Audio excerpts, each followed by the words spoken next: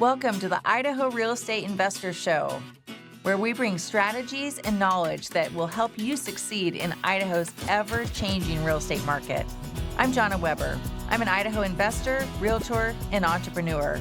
I've been successfully investing for over 2 decades and helping countless others do the same. We'll bring you real stories from successful investors, expert advice, and insights to help you build generational wealth through the power of real estate. Whether you're just getting started or well on your way, let's jump in. Welcome to the Idaho Real Estate Investor Show. I am so thrilled to have my special guest here today, Tricia McMasters.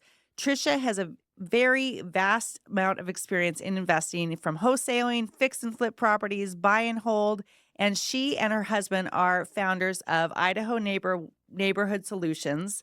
And they're going to unpack for us today what it takes to build a business from the ground up and really get to be a master in these different niches that have really worked for them and their family.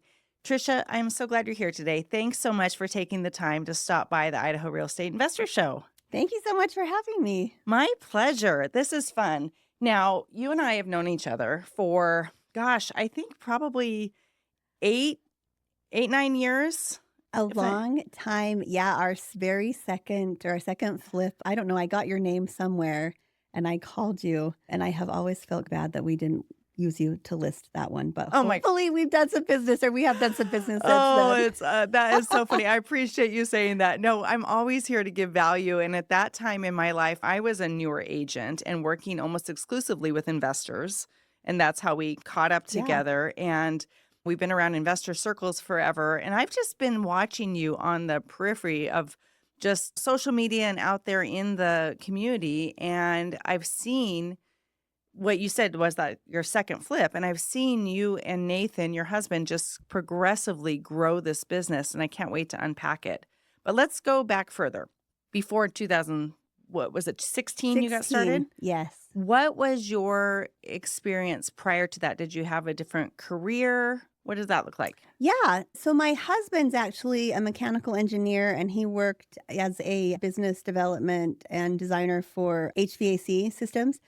I actually have an English degree, but I worked as a recruiter, a headhunter, pretty soon out of college. And then I worked as an enrollment counselor for university. And then I actually had stayed home with my kids for several years before we got into this. Awesome. First of all, I heard that tone. Don't say I stayed home with my kids. I think it's so awesome that you stayed home with your kids. I was home with my kids from they were born until they were in elementary school. And it was such a pleasure. I mean, there were some days you wanted to pull your hair out, but it was an amazing experience. And I think we both have raised great sets of children.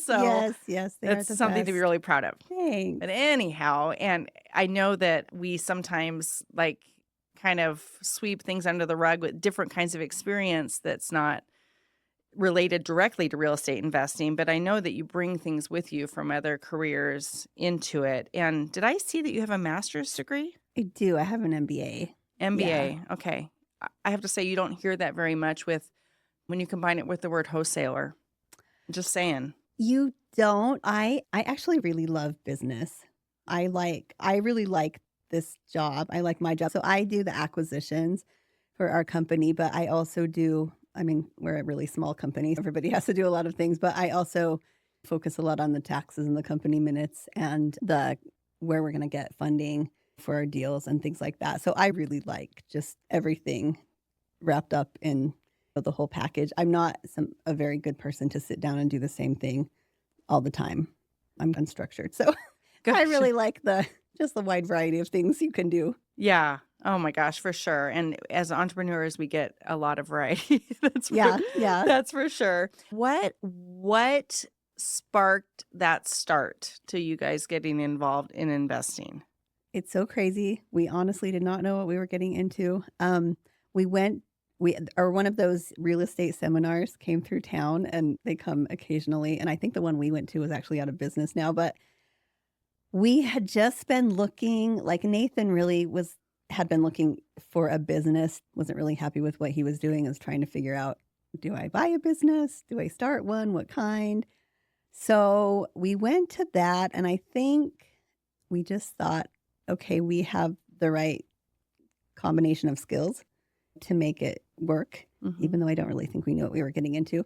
But anyway, we paid a bunch of money and got the program. I'm really grateful that we did, even though it was a lot of money, but I think the training was great. At the time, I remember they said you can either pay for it now to get the training and skip some of the mistakes, even though we've made plenty, or you can not spend it, but you'll spend it later when you make mistakes that you didn't realize you should be making. So anyway, we bought that one, and then we ended up, I don't know, we flipped a couple houses, and it just wasn't, we thought there's got to be more to it than this. We were quite a ways away from being able to do it full time, and so we thought there's got to be something else. And so what we didn't take that we should have taken in that class or in that group of courses was a marketing class. Because you can know how to do everything else, but if you don't know how to find deals, then the rest of it doesn't really matter.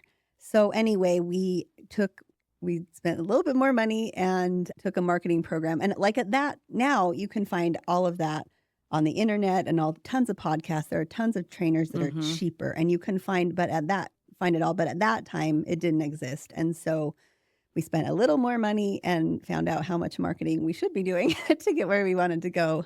And once we started to do enough marketing, then we figured it out. So that's how we got started. Okay, cool. And what's marketing? Was this at the beginning when you were getting started? Were you doing fix and flipping or wholesaling? So when we very first started, and we started by sending postcards, which was still a big thing, big way to market our services in this industry, we did 3 flips, and they were just painful. It's funny now, I don't think we were confident in, number one, you have a hard time realizing the people will sell their houses for, such a discount off of market value, ARV, fixed up market value. And then, so you have a hard time believing that. And so you don't offer enough. At least I didn't. And not that everybody doesn't, but I didn't have that confidence. And then we just didn't have a lot of contractors, lined up. The second flip we did was it was so incredibly painful. It was just like a nightmare. I could write a book about it. Tell us one story. Why was it painful? So it's really funny. Okay, so it's this cute little house in Boise. We could have wholesaled this house. We honestly could have wholesaled this house if we had a few people, but we honestly didn't really know what we were doing. We had taken a wholesale class that ended up really being a probate class. So probate's hard in Idaho. But anyway, so it ended up having a lot more problems than we thought it did. But that would have been okay if we had gotten a contractor that knew what he was doing. But the problem was we got him off Craigslist. We still laugh about it now, the whole experience. But he should be a salesperson for construction products, be fabulous, but he shouldn't really be the one actually doing the work. And so the whole process got totally drawn out. And so it wasn't like he was recommended. Now it's better because, at least a lot of people have reviews. And it's just, at that time, it just wasn't. There are goods and bads to the industry growing in the Valley. Number one, it's easier to get referrals. The bad thing is more competition, but it is easier to get referrals. And so this guy, we just didn't get referrals. We got him off of Craigslist. And then right before that, like the day they were supposed to start, his partner, who actually was the one that knew, was more familiar with the building process and everything, he had a stroke on the motorcycle trip home from Las Vegas. He'd gone on vacation. He had a stroke. And so that left the partner. And so the contractor that we ended up with got his old friend that he hadn't seen since high school from Las Vegas. And so anyway, it was just horrible, like muddle through this whole thing. And the house turned out so cute. And I drive by it every once in a while. But I mean, we made some money on it, not a whole lot. But it was definitely an experience in what not to do. I mean, we could have split the lot.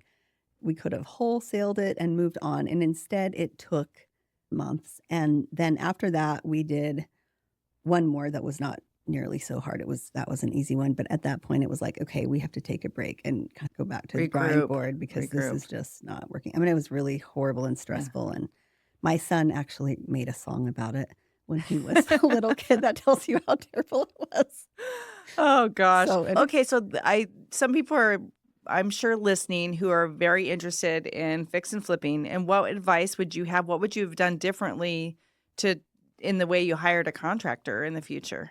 Oh, yeah, I would have asked for some referrals. I would have found someone. I mean, we knew a few people in the area. You could call a realtor and ask them. Now you could look on Facebook. Um, you could probably look at the MLS, have a realtor look at the MLS and see who has sold a lot of houses, Mhm. maybe for cash or bought houses for cash. That would probably be what you want to do. And just call and say, who do you use? Um, you could, I think everybody has a web page now. You could Google them. Um, and then if you get a few names, ask for some referrals, just people that you could call to Gotcha. see how their work is. Yeah. And Yeah. at that time, we didn't have a Didn't really have Boise that. Reen or something where you could ask more experienced Yeah. investors, get face to face. Yeah, I mean, I think that's just a huge reason to have it. We did have there was the Boise Investor Group Mm-hmm. that was, thank goodness, big at that time because we got a lot of information from there. But I don't know why we didn't get a contractor from there. I don't know. The guy that showed up from Craigslist just really liked him. And Okay, then it tip was number just one: drawn out. don't necessarily Oh, use Craigslist. I think it's gotten my a heavens. lot scammier since Yeah, but just then. get some referrals. And also, we should have realized, I think the thing is that we should have realized we didn't need to be like super loyal to him. He could have gone and found somebody else. If you think it's not working, I mean, obviously you have to give Yeah. people a chance to recover and things. But as I look back on it, I think you probably just didn't need to go months and months. But at that time, you're into it for so much money and you Right. just wanted to fix Right. it. Yeah, I would say moral of the story, just get some referrals. Yeah. Yeah. And I think it's funny. I love having you on here, someone that has specifically hiring contractors and so forth, because we don't see enough females in our industry that are doing that. And I think that I'm speaking for me personally, but you've got to trust your intuition and your gut. And I think as we get more wisdom, especially, I don't know if it's something about the motherly thing, but something related to that inner intuition on getting a read on people. Yeah, I think that it just would have been better. So I'm the opposite in that I really feel for people. Like the situations they're in just really break my heart. And this contractor, I know that he was struggling money wise and things like Uh-huh. that. So I think that probably fell into Okay. my hesitation to say we should let him go. And then my husband, like, he's not like me. He's an engineer. And so they're more logical about things like that. And I think he looked at it money wise and thought, we are into it so much. But I mean, it was crazy. The friend of this contractor, the one he brought from Vegas, I mean, we had to give him advances and money. And I mean, it was just a crazy situation. Oh my gosh. Okay, you've got a book you could Yeah, write on I this. do. Yeah, it was just Okay, crazy. So fortunately, we have done a lot more, a lot different ones, better ones since Right. then. You mentioned you feel for people and you didn't say this, but I'm taking that you're empathetic when people going through struggling situations. For me, I wonder how you've been able to handle that and turn that into a positive because you're working with situations, whether you're fix or flipping or wholesaling, where people are in a hard spot.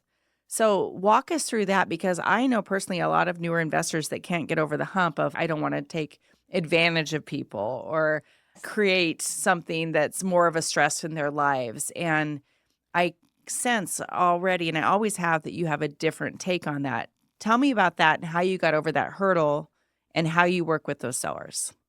I think that's a great question. And it is, if you had asked me what my number one struggle is, I would have said that. It honestly breaks my heart. I spend way too much time agonizing over people. And it's definitely cost us. Everybody has their strengths and their weaknesses. And I think when you start in this business, it's really good to take stock of yours and be honest and say, look, this is going to help us a lot. Like I'm really good at analyzing deals and there are lots of things I'm good at, but that's the being so empathetic. It can definitely be a hindrance. So I heard an investor in Salt Lake one time, Andy McFarland, say that he really, because I think he's the same way, he really looks at it, okay, how can we bless these people today? How, how can we have really a positive impact in their life? And so I think you just really have to do two things. One is realize that it's your business. You can't, and we have done some deals that we shouldn't have done. Fortunately, haven't lost a lot of money because of it, but done some deals that we shouldn't have done because I fell into the trap of wanting to help them. So what you have to do is you say, okay, how am I going to bless these people? But what can I do for my business? What can I do for my business? And I would say that it does help to have some really strict parameters that you just know that you're not going to budge on.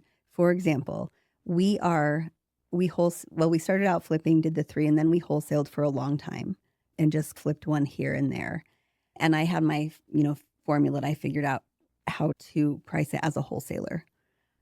Now, when we're flipping, I find that it's a lot easier because I know that we want to make this amount of money. So if we can't do it, then I'm so sorry. That's what we could do.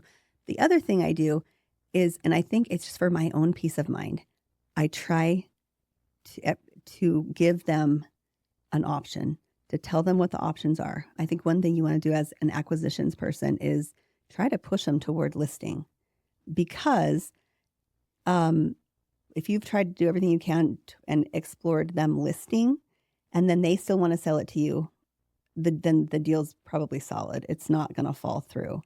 But the other thing is that if you're doing everything you can, even if you can't buy it, if you're doing everything you can to be a resource to them, to provide the name of a realtor, to say, I used to go through and say, okay, this is how if you want to sell a house, this is what you can do. You can sell, the number one thing is you can sell it yourself.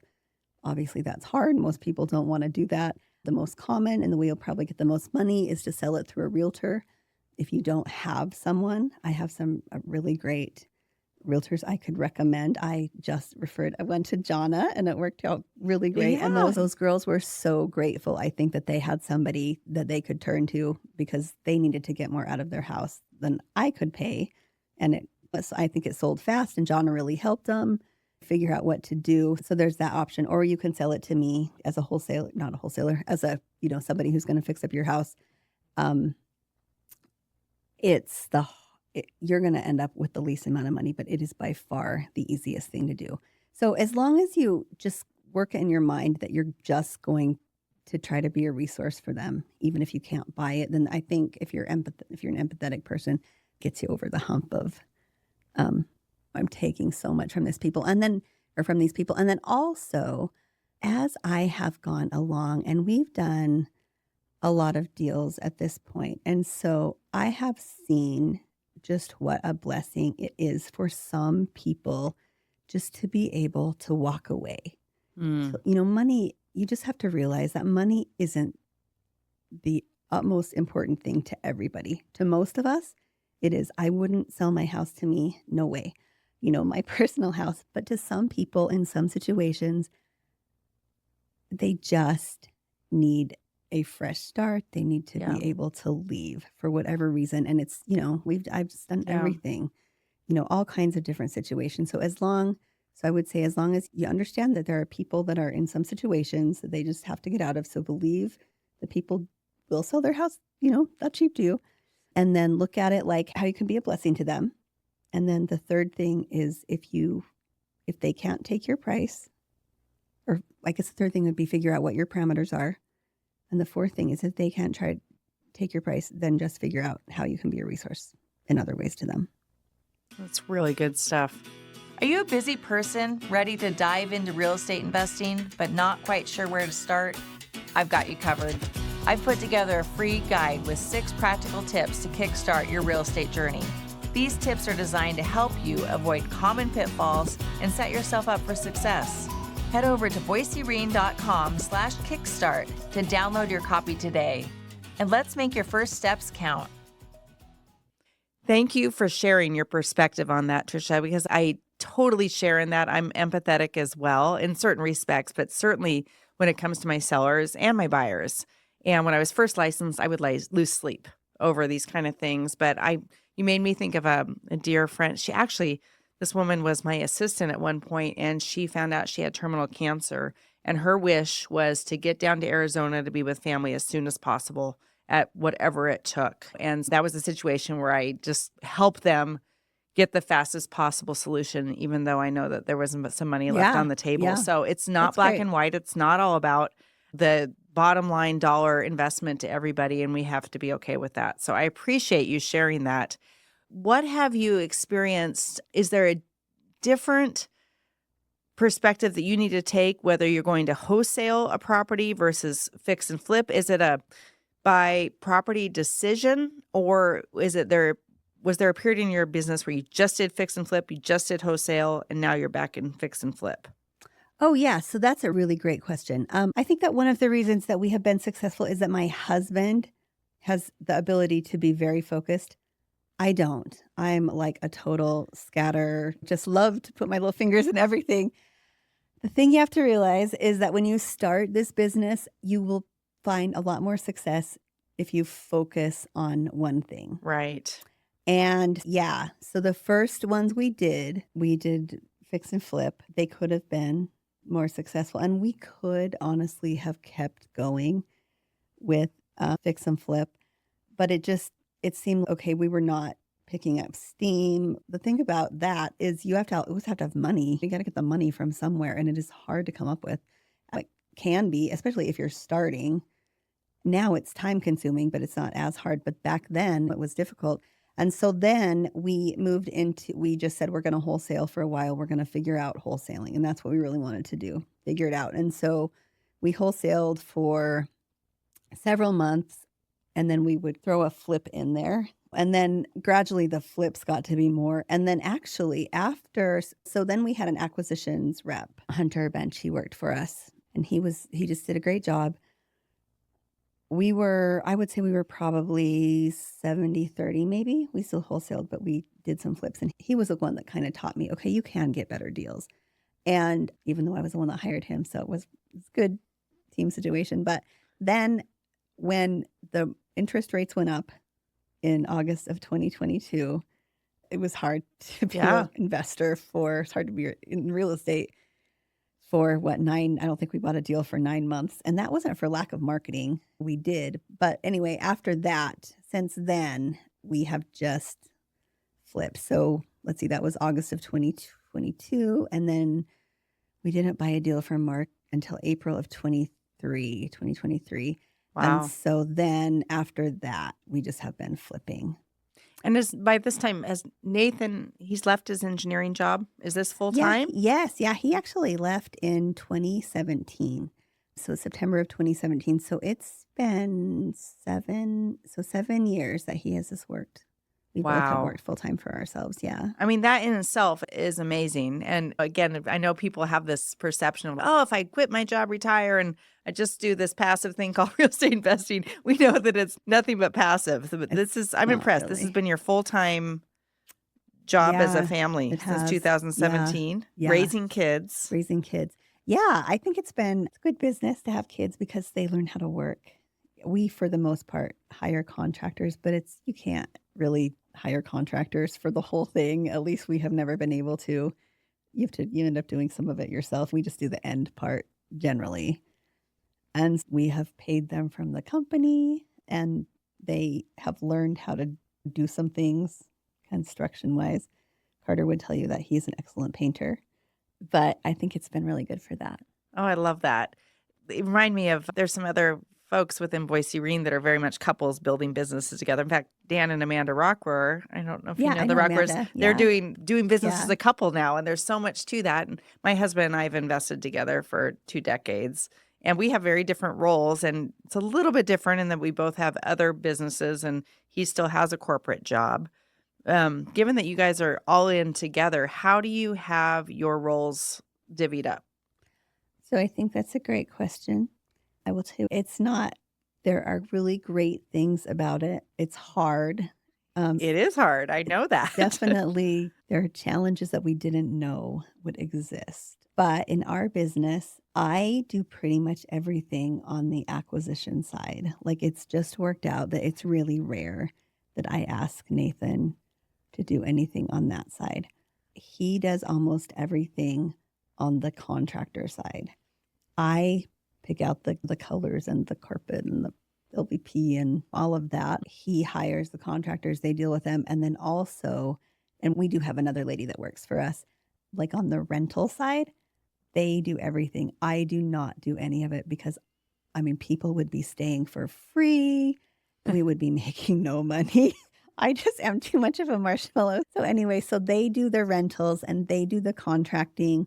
I pick the colors, I do the staging, and I do the acquisitions, and then other different companies for the marketing. So we just hire that all out. Okay. Yeah. So you mentioned somebody else. How big is your team? It's 3, Nathan Team and of me 3. and Lean Melissa. and mean.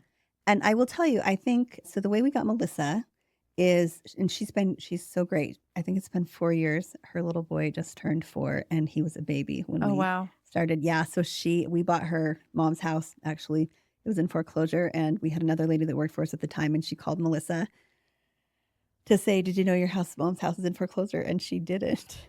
But anyway, her relative had been living there. But anyway, so we had just been looking for somebody. We didn't know the kind of structure we wanted the company to have. We really didn't know. And so I think that is one of the things I've learned. You just don't have to have it all planned out.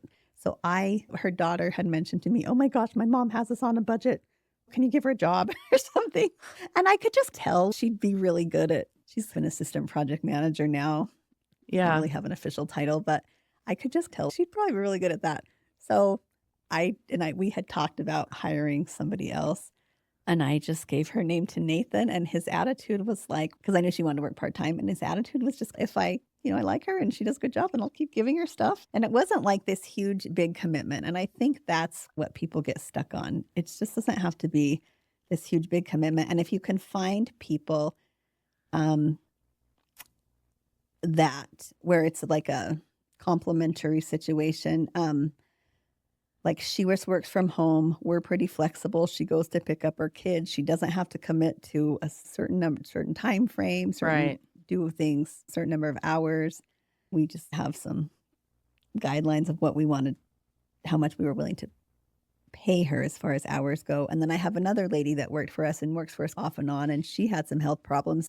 But I was really flexible with her, and as a result, she'll really help us out when we need it. So I think just find people that you really benefit each other, that you mutually need each other, and what you offer works for them and what they offer works for you.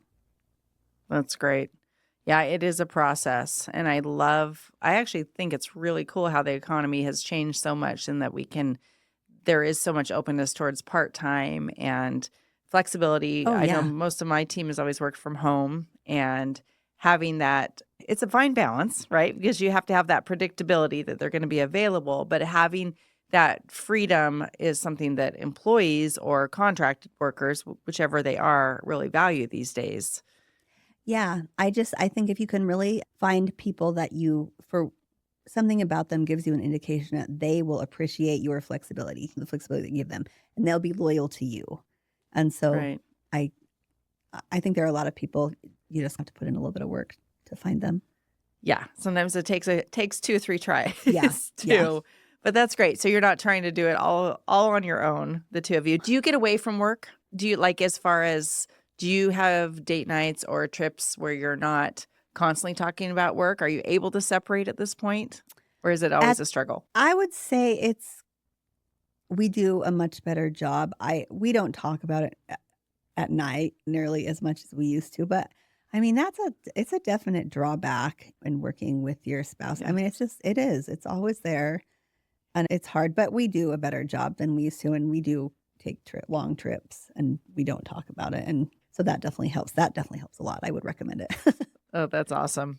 Now that you're doing fix and flip again, how do you fund those flips? How do you get money? Because I know you've done well, but that it's a It's the endless money cycle thing. of needing Yes. funds. Yeah. Okay. So we have some private lenders.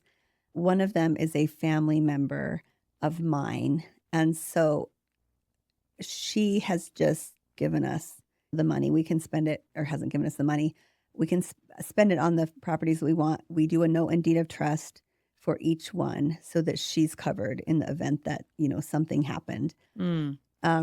But that's actually worked really. We have another lender that we have worked with in the Valley for a long time. He started out lending us a certain percentage of each property, each purchase. And then I think pretty soon it was clear we knew what we were doing. And so if the numbers are good enough, then he'll lend us the full amount if he has the money. We have also used hard money. It's hard because it's really the points. It's not the percentage or the interest rate. It's the points. But if you have to do it to get started, like if I were to tell my kids, if they wanted to do this and I were to tell my kids or anybody else, I would tell them, work another job and save some money, work a part-time job or something and save some money, because this is a lot easier to get into if you have a little bit of money. Because if you have a little bit of money, you can find a deal and then you can use a hard money lender who maybe they take 2 points, maybe they take 3 points. But if your deal's good enough, then it won't matter. And then you can make that money and you can put it into the next one. I do have a lender that I can recommend who is somewhere between hard money and a private lender. It's Lima One Capital. And ask for Brandon and tell him that Tricia recommended them. They have been really great. They don't do the whole purchase. I think they do 75, 80, no, maybe 90%, 80% or 90% of the purchase price, but they'll also do the repairs. Wow. Yeah. Are they really local or national? They are national. Okay. They are not in all states, but they are in Idaho. Brandon told me he used COVID to get licensed in a few states, and Idaho was one of them. So anyway, Limo and Capital, I would recommend them. And then also trying to think of other things that we have done. Oh, we have done some seller financing. We do a wrap mortgage sometimes if they don't need the money right away. Usually do an 8-month term. Wow. So that's worked well. I'm going to stop you there because if someone's listening to this and they haven't done their first fix and flip, there's two kind of jargon terms that we want to just unpack. When you say points, what does that mean when you're paying a hard money lender? Yeah, it's a percentage of the purchase price. So if say you're buying it for $200,000, then 1 point is $2,000. 2 points is $4,000. So it's a point is 1% of the purchase price. Okay, perfect. Mm-hmm. Yeah. And then what is a wrap? So a wrap is when you take title to the property, but you leave the existing loan in place. And if you're just starting, and I always tell sellers, you just have to act like it's a crazy concept because it is. The loan on the property and the owner of the property, that can be different. So you cannot own a property, but you can have a mortgage on a property and be responsible for it and go into foreclosure or go into foreclosure and have your credit dinged if you don't pay it. So anyway, what you can do is if you have a seller and they have a property and they don't need the money right then, or you can either not pay them anything until the future, or you can pay them just a little bit. But anyway, you take title to the property, you fix up the property, and then you sell it, and they get paid then. Their mortgage gets paid off at that point, and they get their money. You can do it for any period of time. Fix and flips, we usually do 8 months. There are a lot of people in the Valley that do this, like you can take over a mortgage for somebody forever. I have done a few of those. I haven't done a ton. It's the same concept, but we usually just do it for short term, just so you can. I basically tell them that you're getting the money that I would pay the bank. You're my lender, so I'd rather give you the money, give you more money, make my offer higher, than I have to get a lender, and I would rather give it to you than them. Sometimes it works out. I mean, it's not most of the time because most people need their money right then, but it is some of the time. Right. Yeah. Oh, thank you for that explanation. That's good. I think that's a common question that comes up. Yeah. And it's that and sub 2, very big buzzwords right now. Yeah, like the whole sub 2 thing, it's basically you're buying a property subject to the existing mortgage. And wrap mortgage is a segment of the sub 2.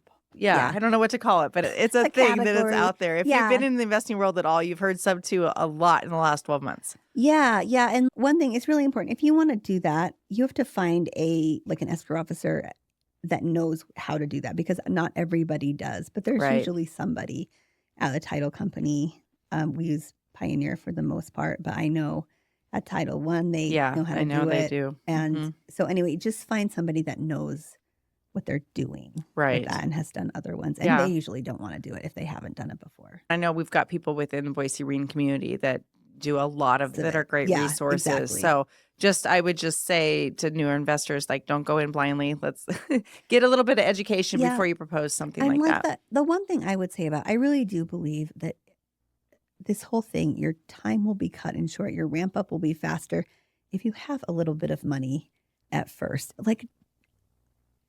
Just the idea of going into a seller when you don't really know what you're doing and you're proposing this, I'm going to take over your mortgage thing. I don't think it works as well as worked a part-time job for a year, save that money, do some marketing, or get on a bunch of wholesalers list, which there are a lot more wholesalers now than there were when we started, which is super great. Right.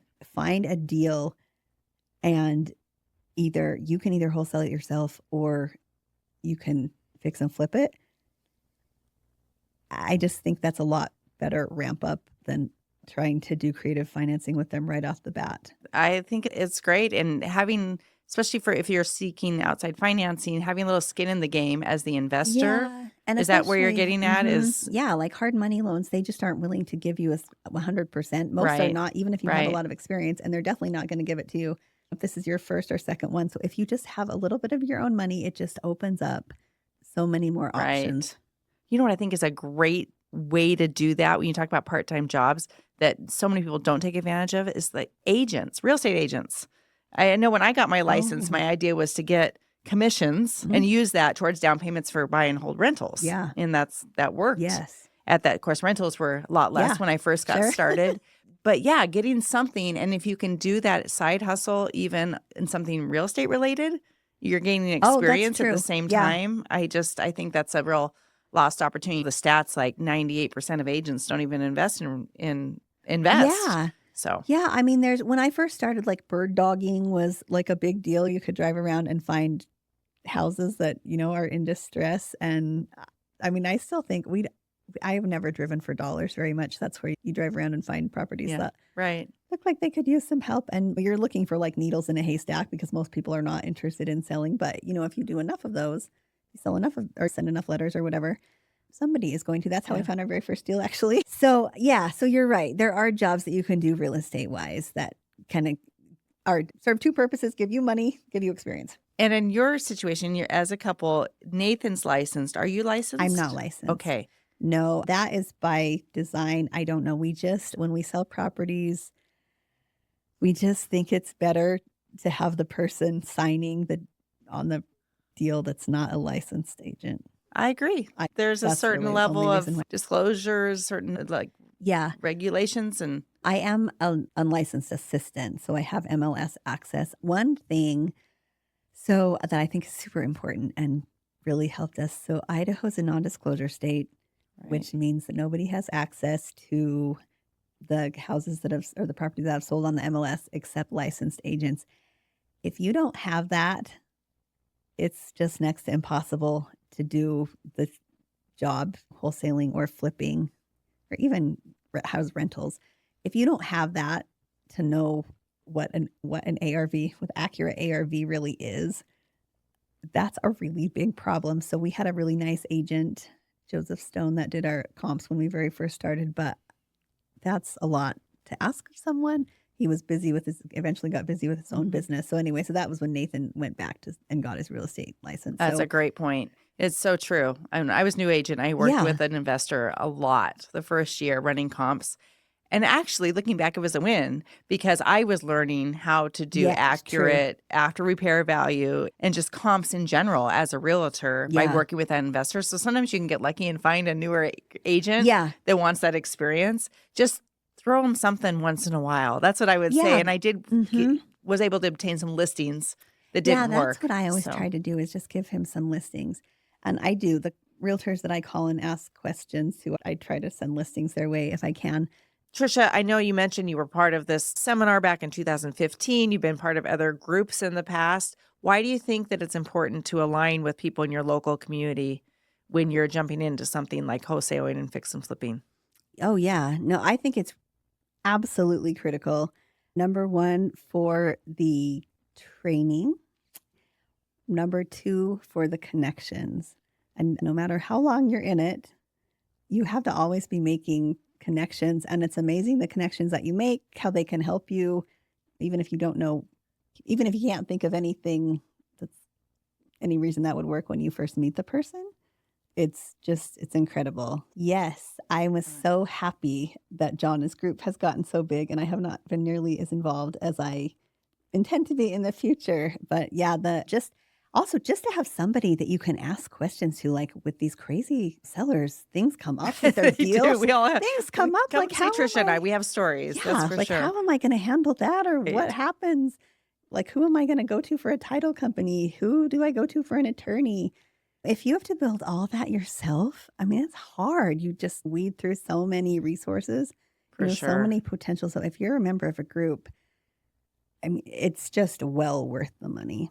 Thank you for that. And then also, I know that someone like yourself, you're always open and looking for people that might want to fund fix and flips, rentals, that sort of thing. And it's a great resource, I know, for hooking up people that have maybe the funds, don't know what to do with them, and Yes, for people that sure. have projects and are looking for the right partners on that. Keep that in mind too for someone like Tricia and her company. I think you just I've seen you in action and I've seen the product of your work. And I just love that you've come in and you've got that attribute of having all that experience so that people can feel great Yeah, about doing those thanks. sort of things.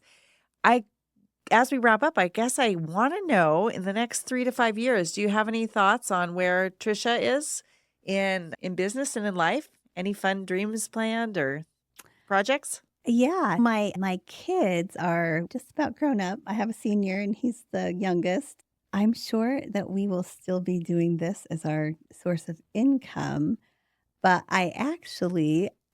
because I'm an English major and I just love the words and the writing, that's just my thing. I think and now there's just so much call for marketing and things like that. I kind of ghost wrote a book for a lady. Oh, So how cool. yeah, so I'm looking to develop that area, more writing and marketing and real estate journalism and things like that. So, I am hoping to develop that as well as continue to find some good deals.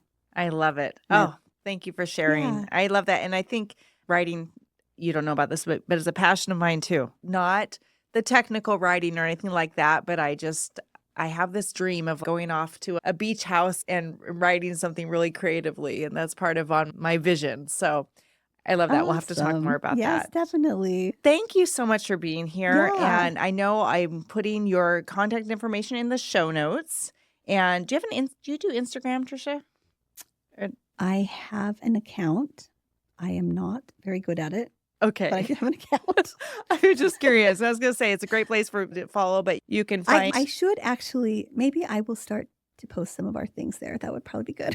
that would be I'm fun. But not what's a your social website? media person. Your- So we have two websites. IdahoRealEstateHelp.com is our seller website. And then to get on our cash buyer list for any properties you might be wholesaling is reinvestmentsidaho.com. And you can just go there to sign up. Perfect. Or feel free to send me an email. It's just Tricia at IdahoRealEstateHelp.com.